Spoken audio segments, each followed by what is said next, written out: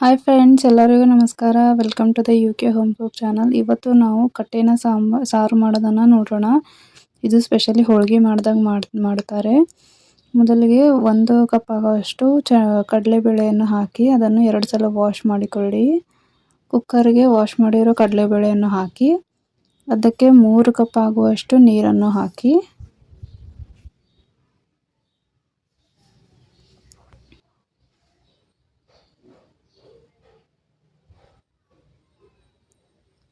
ಇದಕ್ಕೆ 1 ಚಮಚ ಆಗುವಷ್ಟು ಎಣ್ಣೆಯನ್ನು ಹಾಕಿ 3 ರಿಂದ 4 ವಿಸಿಲ್ ಆಗುವವರೆಗೂ ಬೇಯಿಸಿಕೊಳ್ಳಿ.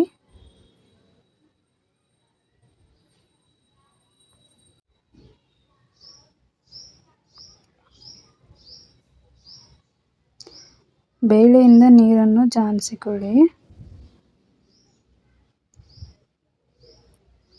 ಈ ನೀರನ್ನು ಕಟ್ ಅನ್ನುತ್ತಾರೆ. ಈ ಕಟ್ಟಿನಿಂದ ನಾವು ಸಾರನ್ನು ಮಾಡಬಹುದು. ಇದು ಜಾಸ್ತಿ ಹೋಳಿಗೆ ಜೊತೆ ತಿನ್ನುತ್ತಾರೆ. ಬೇಳೆಯಿಂದ ನೀವು ಹೋಳಿಗೆ ಮಾಡಬಹುದು. ಈ ನೀರಿಂದ ನೀವು ಕಟ್ ಸಾರು ಮಾಡಬಹುದು. 4 ರಿಂದ 5 ಚಮಚ ಆಗುವಷ್ಟು ಎಣ್ಣೆಯನ್ನು ಹಾಕಿ ಎಣ್ಣೆ ಬಿಸಿಯಾದ ಮೇಲೆ 1 ಚಮಚ ಆಗುವಷ್ಟು ಸಾಸಿವೆ ಮತ್ತು ಜೀರಿಗೆಯನ್ನು ಹಾಕಿ 3 ರಿಂದ 4 ಕುಟ್ಟಿರೋ ಬೆಳ್ಳುಳ್ಳಿ ಮತ್ತು ಸ್ವಲ್ಪ ಅಲ್ಲ, ಅದರ ಜೊತೆ 2 ಲವಂಗ ಮತ್ತು 1 ಇಲೈಚಿಯನ್ನು ಹಾಕಿ ಸ್ವಲ್ಪ ಕರಿಬೇವು, ಸ್ವಲ್ಪ ಕೊತ್ತಂಬರಿಯನ್ನು ಹಾಕಿ ಚೆನ್ನಾಗಿ ಫ್ರೈ ಮಾಡಿಕೊಳ್ಳಿ.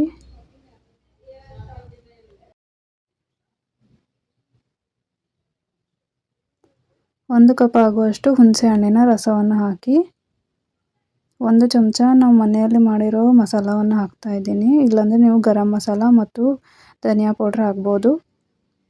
ಅರ್ಧ ಚಮಚ ಅರಿಶಿಣವನ್ನು ಹಾಕಿ ರುಚಿಗೆ ತಕ್ಕಷ್ಟು ಉಪ್ಪನ್ನು ಹಾಕಿ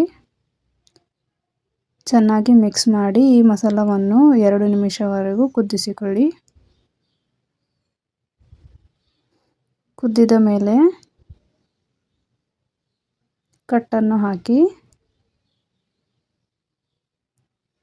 1 ಕಪ್ ಆಗುವಷ್ಟು ನೀರನ್ನು ಹಾಕಿ ಸ್ವಲ್ಪ ಬೆಲ್ಲ ಹಾಕಿ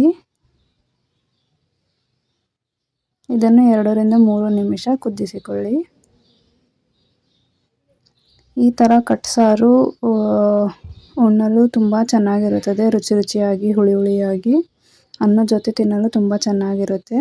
ನೀವು ನಿಮ್ಮ ಮನೆಯಲ್ಲಿ ಕಟ್ ಸಾರು ಟ್ರೈ ಮಾಡಿ ನೋಡಿ. ನಿಮಗೆ ಇಷ್ಟವಾದರೆ ಲೈಕ್ ಮಾಡಿ, ಶೇರ್ ಮಾಡಿ, ಕಮೆಂಟ್ ಮಾಡಿ.